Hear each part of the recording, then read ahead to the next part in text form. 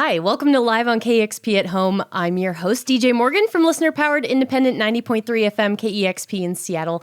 We stream online all over the world 24 hours a day, 7 days a week at kexp.org and on the KEXP mobile apps. And we are so happy to continue to bring you live music as we remain socially distant and working from home as much as possible. And all of this is made possible with your support of KEXP. We are listener-powered, so thank you so much for supporting these Live on KEXP at Home sessions. And I am so excited today to be joined by Kate of This Is the Kit. Hi. Hello. It's so nice to see you. How are you? Nice to see you too. Yeah, good, thank you. Nice to be having a chat with a friendly face in these times. Exactly. The feeling is mutual. Where are you right now and how have things been going with you? I'm in my flat in Paris and things have been all right, up and down, same for everyone really. Yeah, like a lot of people, me and my family ended up getting COVID-19. You did? And so, yeah. Oh, so I hope you're better. Yeah, we've just got our test results back and we're officially negative now, which is good. And but yeah, we're a bit sort of like wobbly old ladies still. Oh. But yeah, we're lucky that it was just, it wasn't as bad as some people get it. So yeah, really absolutely. I'm really glad you're doing better. And huge congratulations on the excellent new record, Off, On, that just came out last month. It is so good. We've been playing it a lot on KEXP. I'd love to hear about this record. So, I've been talking to a lot of people who are putting out records right now, and none of them have been written during the pandemic, right? So when did this record get written? What was kind of going on at the time? It got written kind of sort of starting from when I stopped touring with the last album. So that was probably in about 2018-ish. I started writing stuff for it, and then the writing sort of went through 2018 and 2019, and then got done by the end of 2019. And then we recorded it at the beginning of this year. At the beginning of this year? Where did you record it? We recorded it in some studios called Real World Studios in a village in the UK called Box, which is quite a nice name for village. Oh.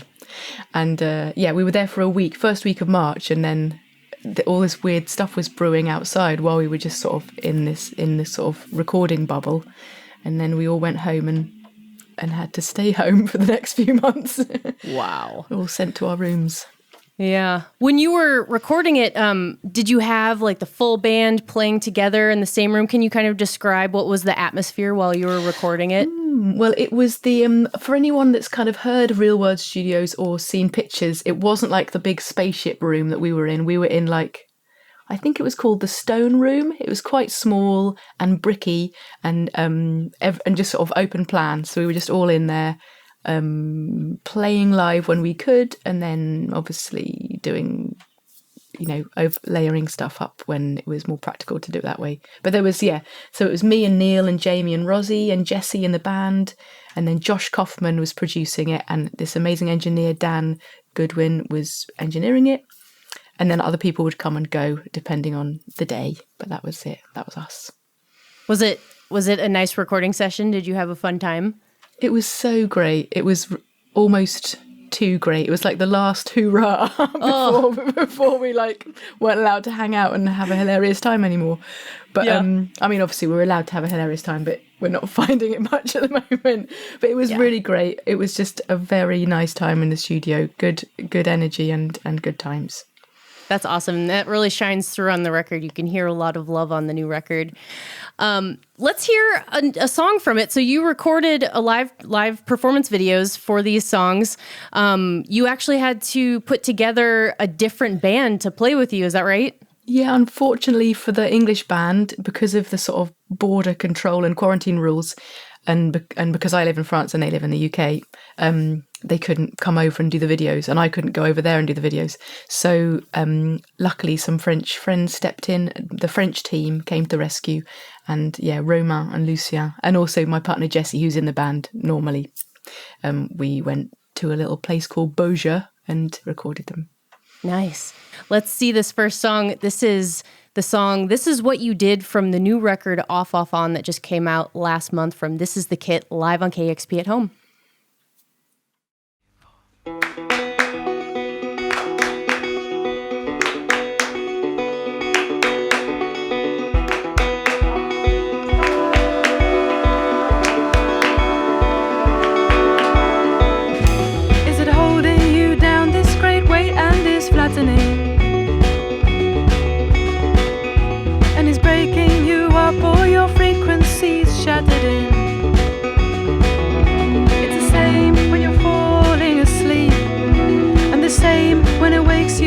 up again.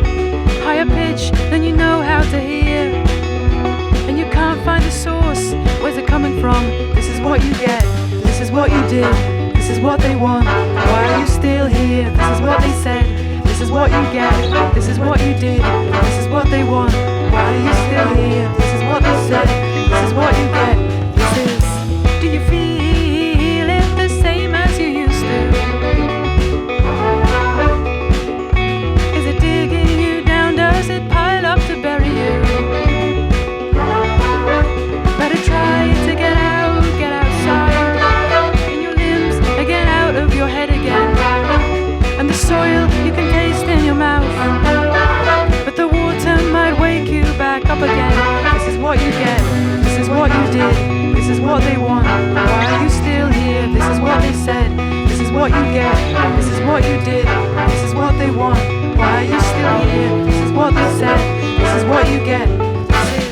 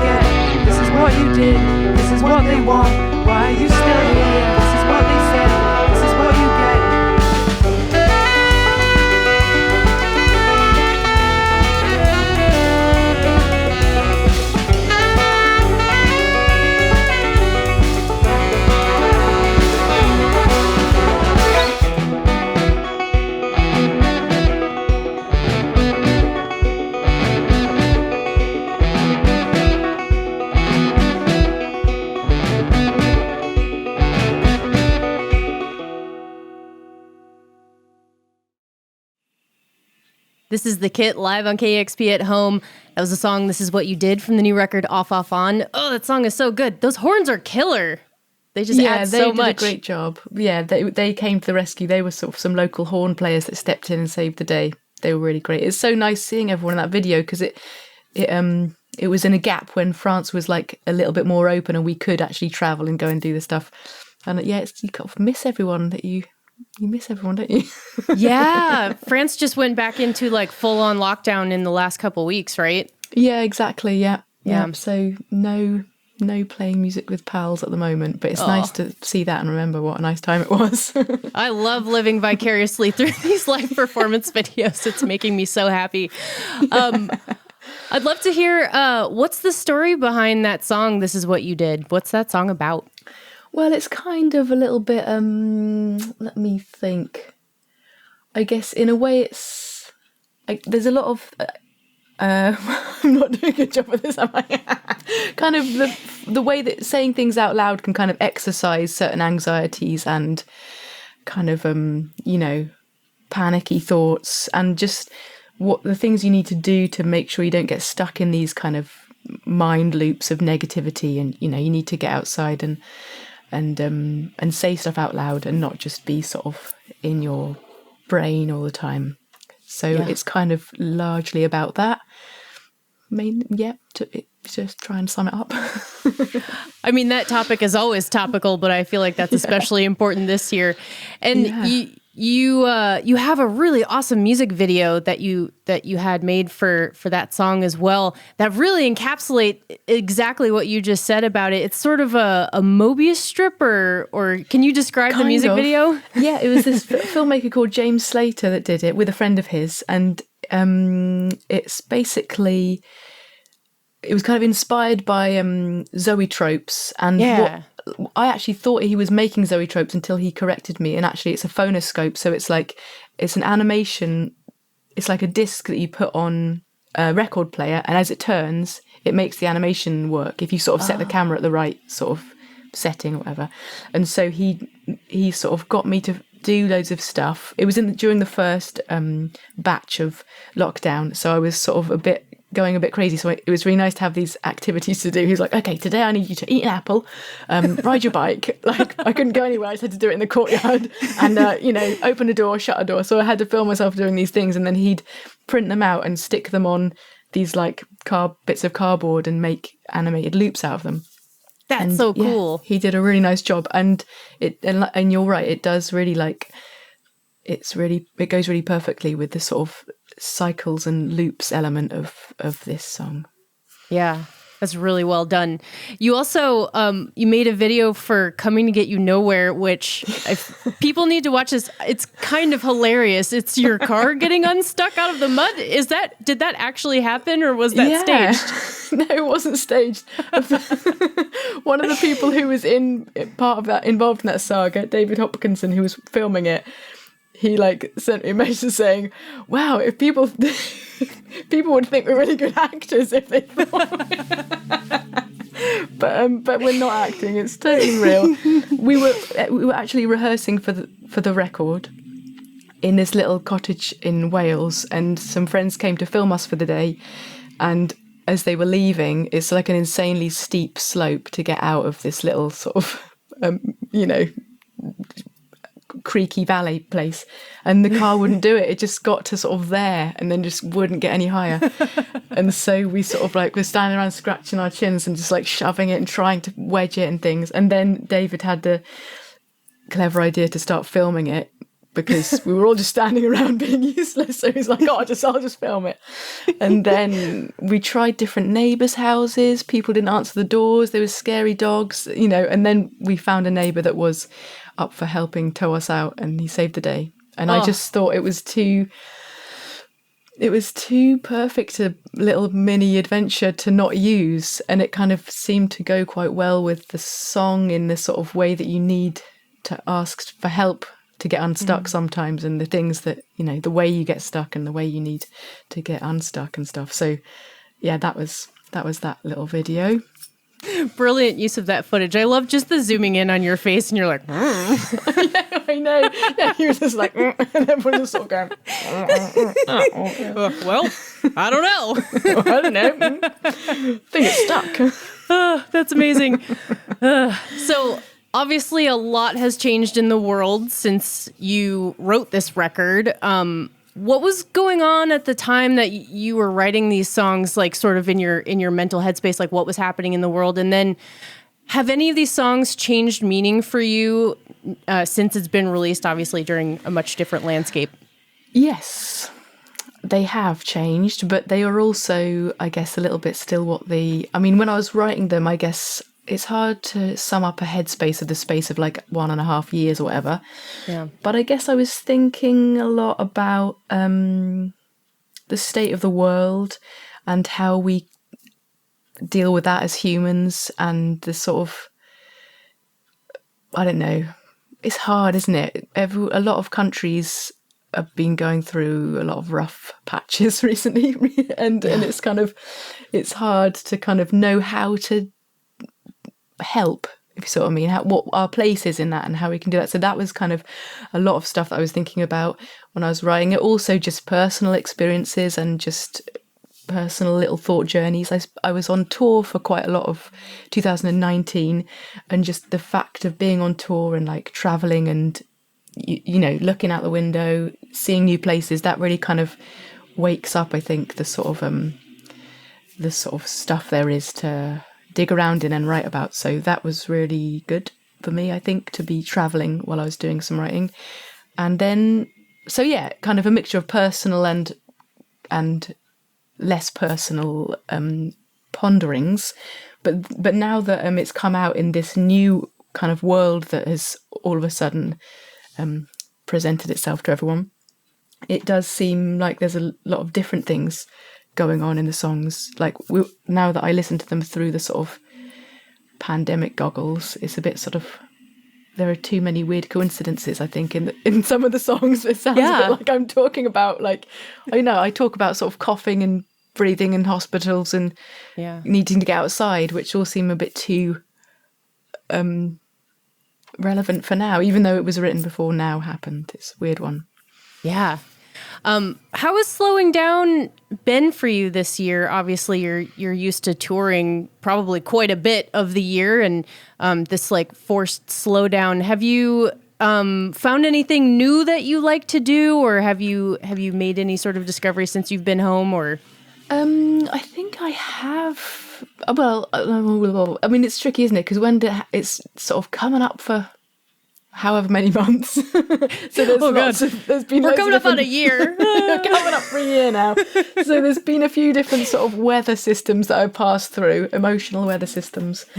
And so there's been times of like utter bleakness and like despair, like everyone, like the whole world, you know. But also times of just feeling quite lucky that I've got somewhere to live and me and my family are here and safe, and we can kind of appreciate each other. Like, to be honest, like until, like since my daughter's been going to school, we haven't even really spent this much time together as a family in a row. Like there's always one of us is away on tour, or like we sort of, you know, tag team coming and going. So to find ourselves like the three of us together for so long has been really amazing and really great. And so things like that are nice, and discovering nice radio programs. And like there was a guy, there's an artist called Stuart Easton who was just doing stitching every day on Instagram live, and like inviting people to like tune in and do stitching too. And I was doing that. It was so nice just to sort of sit in silence watching someone stitch and then stitch. I love that. Things like that kind of have felt really nice to sort of, you know, help us through this funny time. When you say stitching, are you doing embroidery or? Yeah, embroidery. He's like an embroidery artist. Yeah, exactly. Handicrafts, occupational therapy. We need it, otherwise we lose all of our marbles. Yeah, definitely. I've been hard into crafting this year. I think the crafting industry is like rocketed into a happy place, because everyone's just like, okay, paints, paper, scissors. Yeah, totally. I don't know if you've had this same experience too, but you know, going to work every day of every year, this whole year I have spent every season walking around my neighborhood, and so I've seen my neighborhood go through every single season this year. Nice. And I feel like that's been a little tidbit that's made me like super happy. Yeah, that's really great. I kind of feel the opposite for me, because normally I'm on tour and I see the seasons that way. And at the moment, I mean, yes, I've seen more France in the summer, which is nice, but mainly I've just seen the inside of my flat. So I feel like I've had less seasons. Like, it's weird when you're not supposed to sort of go outside or whatever. Even, sometimes you can, sometimes you can't. Blah, blah, blah. It's weird. Yeah, but it's nice to remember that the seasons are out there happening. They are out there. So let's go back and reminisce about the time that you played this set. Yes, let's do that. The second song. So I'm DJ Morgan from KEXP. I'm talking to Kate from This Is the Kit, and this is a song called No Such Thing from the new record, Off, Off, On. It's This Is the Kit, live on KEXP at home.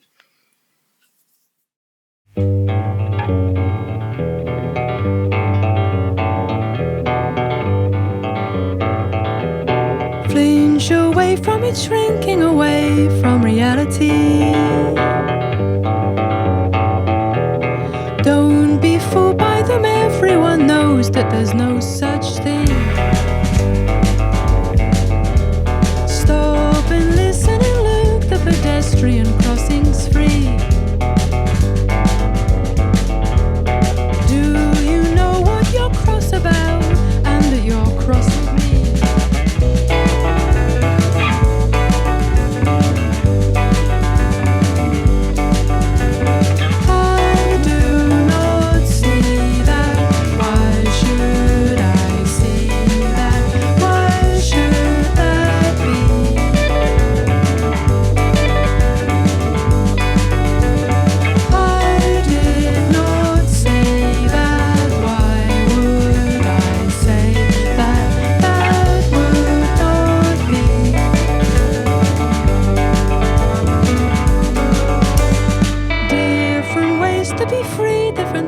To be silently. You're not making this easy for us, would you leave?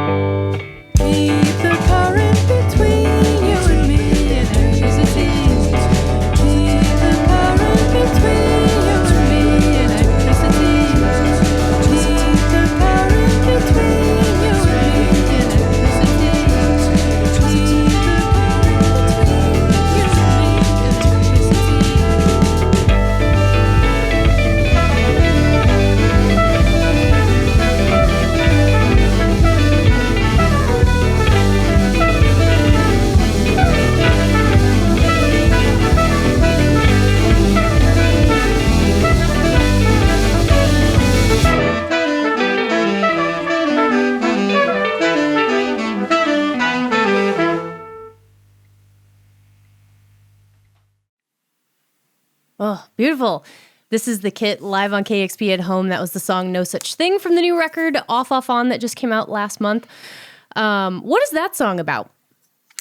I think that song's a little bit about the stuff that we could let go of in terms of sort of how we identify ourselves or define ourselves a little bit. Like, you know, there's a little bit of Jack Cornfield in there. Sometimes, like, to go to sleep, I'll listen to Jack Cornfield doing Buddhist psychology lectures. That sounds relaxing. It's really good.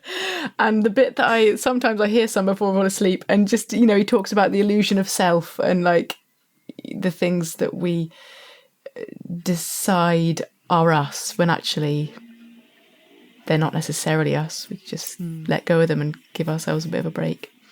Yeah, cool. You have a really interesting approach to lyrics, and not just the words, but the sounds as well. And you've talked about language itself being a separate instrument from even the vocalizations. What's your approach to writing lyrics, and what's just your process of how you do that? Well, I guess I just like messing around with words. I like the sort of fact that they exist on this kind of what's the word, sound level, like sonic, no, whatever the word is, tonal. Tonal. They exist on a tonal. They live on a sound. You can hear them, but they also have meaning. But I feel like those two things are quite separate, as they're as separate as they are joined. So you can. It's just nice to kind of shape words and choose words that are kind of enjoyable to say, and then see what they mean afterwards. But also the other way around as well, just choose words for the meaning and then enjoy the sound and shape and feel of them afterwards as well. I don't know, I'm not doing a very good job of explaining this, but yeah, I like messing around with language and with kind of, I guess in this album as well, I was kind of into just the idea of certain symbols, words as symbols and as kind of magic spells and things that they spark off in our brains a little bit. Interesting. And do you write lyrics just like on your own when you're just sitting around, or do you write them at the time that the music is actually coming together as well? I write them, well, a bit of both. I write them separately, like just because I like writing things down. Yeah. And then when I write a song, I mean, I am usually on my own when I write the songs. The band normally add their stuff after I've sort of written the song.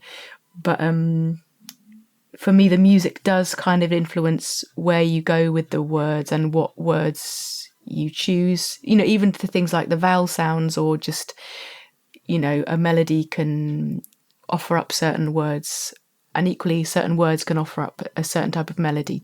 You know, it's I guess a lot of digging around and experimenting. Cool. I'm always just so curious about how people approach those things. And one interesting thing that you're doing on this album too, it's not just your vocals, it's your backup singer's vocals being layered but separated from yours. Were you writing all of those words, or is that a collaborative effort? And how long do you have to practice to be able to do that live? Like, achieving what you did on that last performance video, that seemed like a lot of practice. Yeah, Romain and Jesse did such a good job of learning the parts.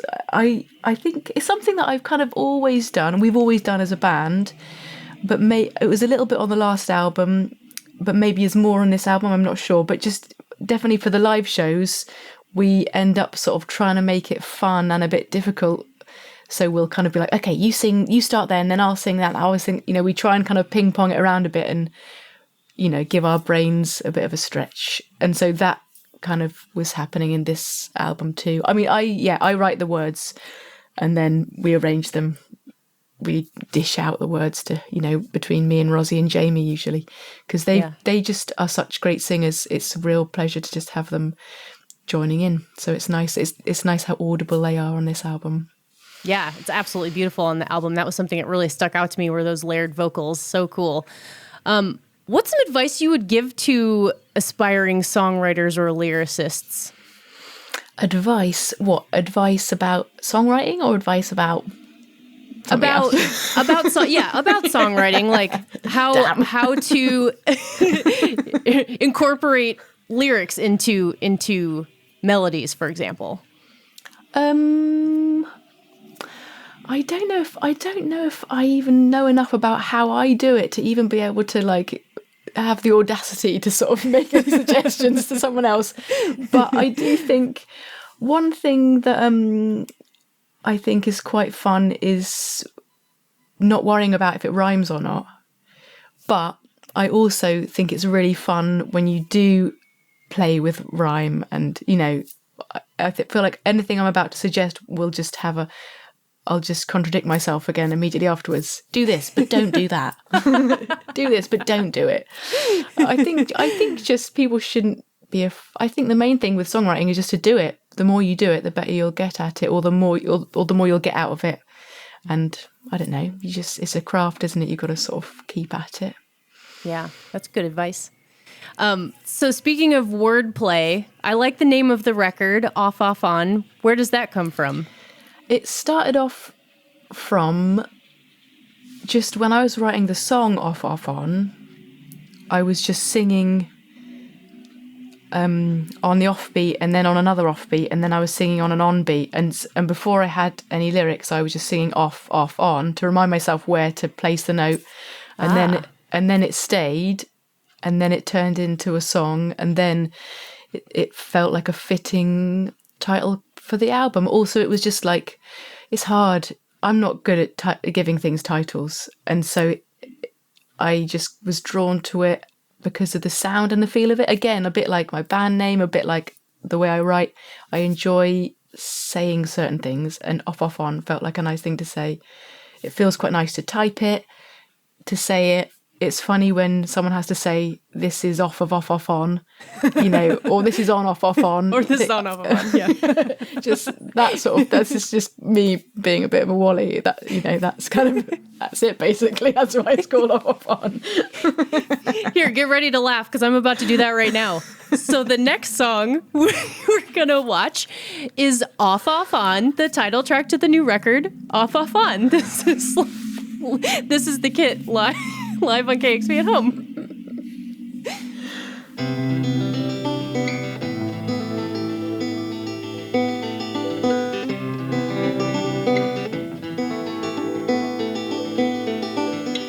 Off, off, on. Off, off, on.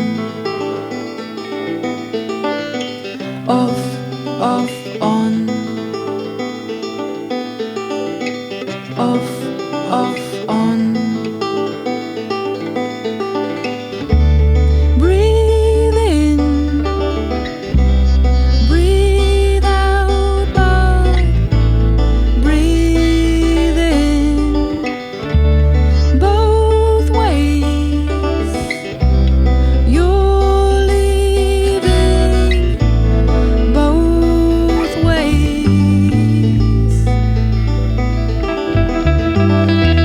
Wide awake, eyes that move in this room, sleeping soon. Sun up, sun down, and lights out, lights on, and blinking off on. Set to work to do. Hospital, keeping you. Set loose, unbound you, cut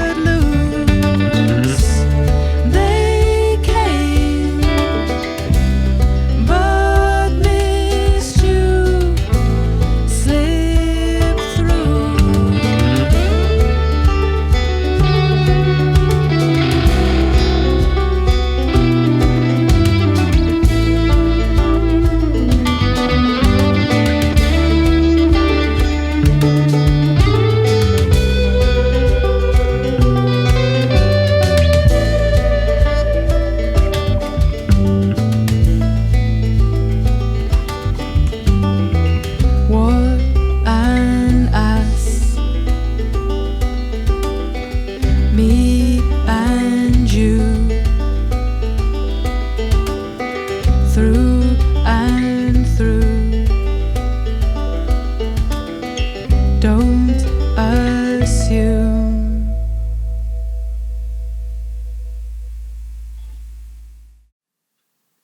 Nice. This is The Kit live on KEXP at Home. That was the title track to the new record, Off, Off, On. It just came out last month. I'm DJ Morgan talking to Kate from This is The Kit. I would love to know what your history is with when did you start playing music? How did you get to where you are today, basically? How did this happen? Yeah, what's going on? So I started playing music, I guess, at, like a lot of people at sort of primary school age. My dad showed me some guitar chords.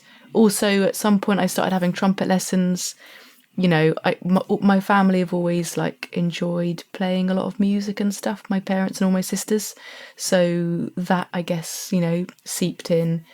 Then, like a lot of people, got into playing and writing my own songs after many years as a teenager, learning songs of other people, like my favourite bands and stuff. So not a very interesting story. The same as everyone, basically. When did you start playing shows? Were you playing by yourself, or were you always in a band? I was kind of by myself, but a mixture. I started playing at the local open mic night in Winchester, where I grew up. A friend of mine, my friend Sam, was running the open mic night. So, and he was Rozzy. He plays bass in the band. It was Rozzy's big brother. So we'd go and hang out every Monday night and sing songs, sometimes separately, but often we'd play music together. And so, yeah. Again, fairly standard story. Open mic nights led to opening for bands that would come and play, which led for then touring and doing other gigs further afield. What was the first band you started opening for? I think they were just sort of local bands from Winchester and Southampton. I think I'm trying to remember some of the names, but I can't. What was the first big artist? Was it Sharon Van Etten? I think no. That was a really nice tour, but I think I feel like I'd opened for other people. I mean, I really need to learn how to speak. But living okay. I'm putting you on the spot. Living in Bristol, I remember opening for John Parrish once, and I think that I feel that was kind of where we kind of met, and and then that musical relationship started a little bit. I remember opening for oh my God. I mean, I don't know. Just, totally. The late 90s. Bands would come and go. Sometimes I'd open for them. Sometimes I wouldn't. How long have you been playing banjo? Since my late teens, I guess. Late teens, early 20s. My dad acquired one because he's really good at just acquiring musical instruments. And so I was messing around on it and playing with it and just liked the feel of it. It just and the way that it offers up different chords to a guitar, the tuning and the strings and the oops, I just hit the microphone. Hope that doesn't make a horrible noise. No, you're fine. You'd see me go boom. But so it was just fun. And then a friend of mine had one that was in his grandma's attic, and it needed a home. So yeah, I've been playing that one ever since. But it's a pleasing instrument to play. I mean, I don't know if you play the banjo, but you can. I don't, but my husband does. So I hear the banjo a lot at my house. He's pretty good at it. So okay, great. That's his thing. Sweet. So obviously a band that you have had a relationship with is The National. You got to be a part of that band last year and provide vocals to their last album last year called I Am Easy to Find. What was that experience like of touring as a part of another band that's not your own? It was just really great. When I look back at last year and just how much travelling I did with such an amazing, lovely bunch of people, and also not being in charge of it, just being in the band and just enjoying the shows every night and enjoying the travelling and I just loved it. It was so great. And like, yeah, when I got comparing that year to this year, it's just it's so extreme. But yeah, it was really great. Like, it was amazing being part of those shows, and then and being part of that sort of creature as well. Like, it's a big organism made up of many parts. This sort of incredible production crew. They're so great. And then the incredible band, just lovely people, wall to wall, decent people. And it was really great. That's awesome. That's like the best possible thing you could do leading up to this year. Yeah, exactly. Get it in while you can. Yeah, exactly. So speaking of the National, you did a cover of a national song for us as your final song here. You chose Lemon World. What is it about this song that you love? I like that he talks about sisters, because I like sisters. I love the way he says do in it. He doesn't say it like that, but I just love it. It's just a really nice it's just a really great song. I hope they don't mind that I did a cover of it. I mean, they don't mind. They're not going to find out. I'm sure they'll love it. So let's see that cover now. This is the kit covering the National's Lemon World from 2010's High Violet, live on KEXP at Home. So happy I was invited, gave me a reason to get out of the city. See you inside watching swarms on TV, living and dying in New York, it means nothing to me. I gave my heart to the army, the only sentimental thing I could think of, with cousins and colors and somewhere overseas. But it'll take a better war to kill a college man like me. I'm too tired to drive anywhere, anyway right now. Do you care if I stay? You can put on your bathing suits, and I'll try to find something on this thing that means nothing enough. Losing my breath, do do do do do do do do do. Losing my breath, do do do do do do do do do do do. You and your sister live in a lemon world. I wanna sit in and die. You and your sister live in a lemon world. Do do do do do do do do do do do. You and your sister live in a lemon world. I wanna sit in and die. You and your sister live in a lemon world. Do do do do do do do do do. This pricey stuff makes me dizzy. I guess I've always been a delicate man. Takes me a day to remember a day I didn't mean to let it get so far out of hand. I was a comfortable kid, but I don't think about it much anymore. Lay me on the table with flowers in my mouth, and we can say that we invented a summer-loving torture party. I'm too tired to drive anywhere, anyway right now. Do you care if I stay? You can put on your bathing suits, and I'll try to find something on this thing that means nothing enough. You and your sister live in a lemon world. I wanna sit in and die. You and your sister live in a lemon world. Do do do do do do do do do do do do. You and your sister live in a lemon world. I wanna sit in and die. You and your sister live in a lemon world.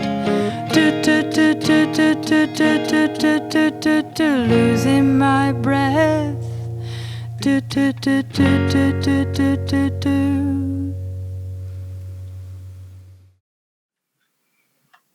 Lovely. This is the kit live on KEXP at Home covering the National's Lemon World. I will never be able to listen to that song again without thinking of you saying, I like how he says doot, doot, doot, doot. It's so great. I just love it. Every time he does it, I just think, oh, brilliant. So relaxing. Yeah, it's amazing. Genius. Yeah.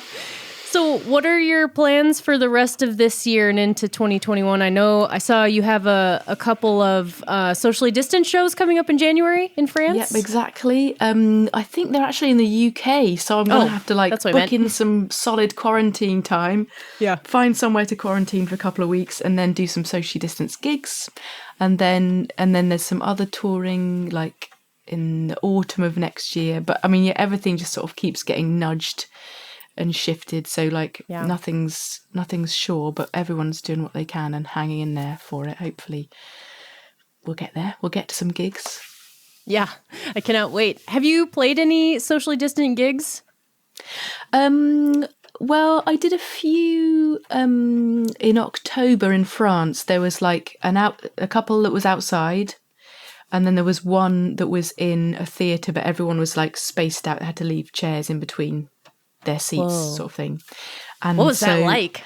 It was all right. Like, it felt like it was a full theatre. I mean, because it sort of, you know, it was a room full of people, and it was nice. It felt amazing to be with everyone, but it also felt a bit like, I don't know, when you got a mask on, because everyone had a mask on, obviously, you're a bit less inclined to sort of I don't know, vocalize things and say, like, I don't know, when I'm at a gig, I want to like whistle and shout.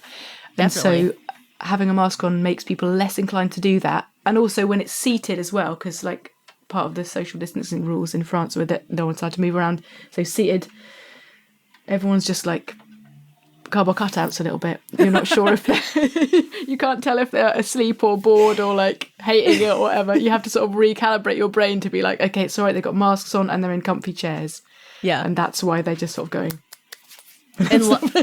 And live music is like oxygen, life-giving mental health support. So that they're enjoying themselves, just not in the way that you're used to. Yeah, I think they were just listening. I mean, like at the end of the show, everyone was really, really lovely, and and everyone made a big noise. So like it's just that thing, isn't it? We're not used to these new physical experiences. Yeah, totally. 1 second, I have the sun in my face. There we go. Now I can see again. Yay! the noon sun is cresting here. Great. Oh, that sounds nice. Well, Kate, have a great rest of the year. Thank you so much for spending this time with us today. It was so fun hanging out with you. I really appreciate it. Yeah, it's been really nice. Thanks, Morgan. Huge congratulations again on the excellent new record, Off Off On. Everyone should go pick it up and listen to it. It's lovely. And huge thank you to all of you for watching and supporting KEXP. You can find our events calendar, our virtual events calendar, for more of these live on KEXP at Home sessions on our website, kexp.org. Don't forget to subscribe to our YouTube channel as well, where you can find all of these. And we will see you next time on Live on KEXP at Home. It is KEXP Seattle. Bye. Discover new music at listener-powered KEXP.org. Okay, I'll go. Separately. Yeah. It's amazing how like clapping yourself it's like the sort of unsatisfactory high five. You're like, oh, I didn't do that very well. It's a pandemic high five.